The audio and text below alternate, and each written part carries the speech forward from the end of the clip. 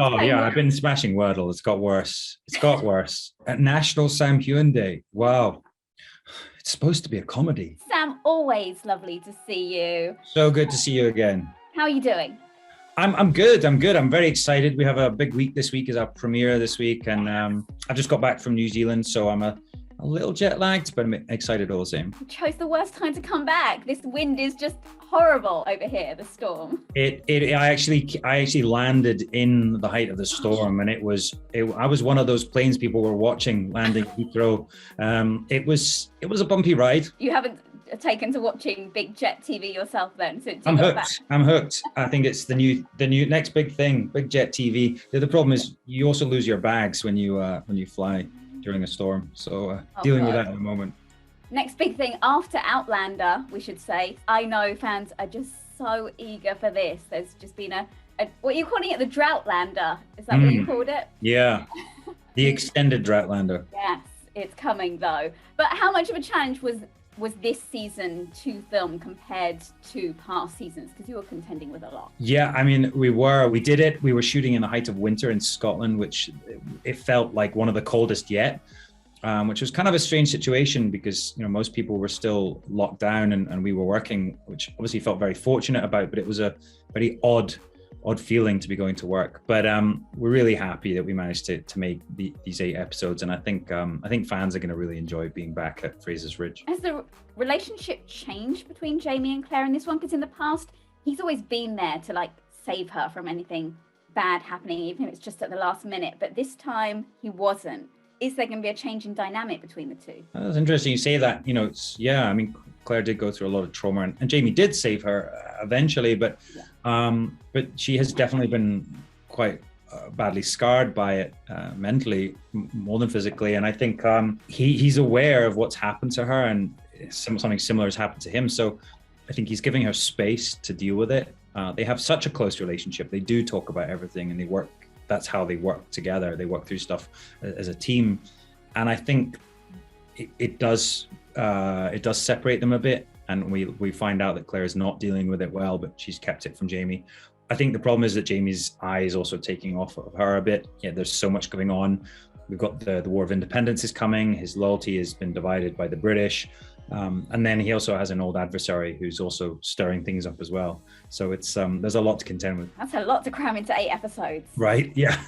That's a lot. Even yours and Katrina's relationship since the start, how has that progressed and changed? We started this, 8 years ago, and we were both very new and very, I guess, green to it all. But we've always had each other's backs, I think, and it's not changed. I think our relationship has definitely got stronger or deepened, and so has Jamie and Claire's. And it's kind of cool that you live through these experiences together as characters, but also as actors. And therefore, when you're acting now, you don't have to imagine it in your mind. You've actually lived those experiences. I've been to the Battle of Culloden. I've done all these things. I've killed my uncle. I've lived all this stuff. So it's really for an actor, it's an amazing experience. She did say you've met her little one and you kind of held it like this. Are you not as comfortable holding little baby? Didn't want to influence it badly. Right. Gotcha. How much would you say Outlander has had an impact on your life? Because obviously you've got fans all over the world who absolutely adore Outlander, adore your character and everything. It must have had some impact on you personally, right? Oh yeah, I mean, it's kind of hard to quantify, but it's had a huge impact. I think obviously, predominantly very, very positive, and our fans have been brilliant. They've supported us. We've gone off and done other projects, other movies, other TV shows, but also the charity work I do, they've supported that, or my business as well. I'm an entrepreneur sort of avenue as well. So it's been incredible to go on this journey with the fans. They are the reason we're here. And I think that's why I get so excited about the premiere and being in a space with them and hearing their reaction to a new episode is so exciting. You're like an unofficial ambassador for Scotland as well now. Like what it's done, this show, even for Scotland, the amount of, I think, US fans who want to come and visit Scotland now is crazy. Yeah, I'm hoping at some point I get, I don't know, the keys to Glasgow or something. There should be like a Sam Heughan Day, right? Or a National Sam Heughan Day. Wow. Yeah, I don't know what would happen on that day. Probably whiskey. But yeah, I know I'm really proud of Scotland. And, I think a lot of my projects and my businesses have always been based around that, from Clanlands, the book that we've written, to the TV show Men in Kilts. It's about celebrating Scottish culture. And I'm just so proud of Scotland and where it's at now, especially within the film industry. But you say, like, you've just wrapped on season 2 of Men in Kilts. You and Graham are so great together on screen. I know from season 1. How was it this time? Was he still as grumpy? Like, was he needing to be fed every 2 hours? Oh, it's got worse. It's got worse. I honestly don't know how we put up with him. But no, we were in New Zealand. There's obviously it's his homeland now. It's an incredible group of islands and has an amazing culture, but also a really strong Scottish connection. So we were there exploring that.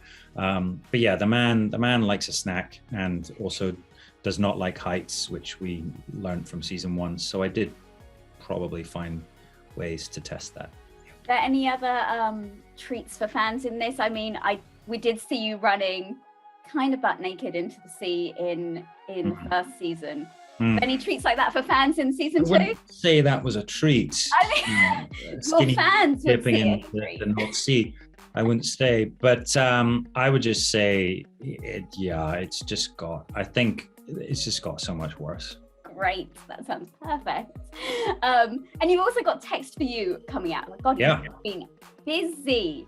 For you, what's harder, doing drama like Outlander or doing like comedy and stuff like that? It's supposed to be a comedy, yeah.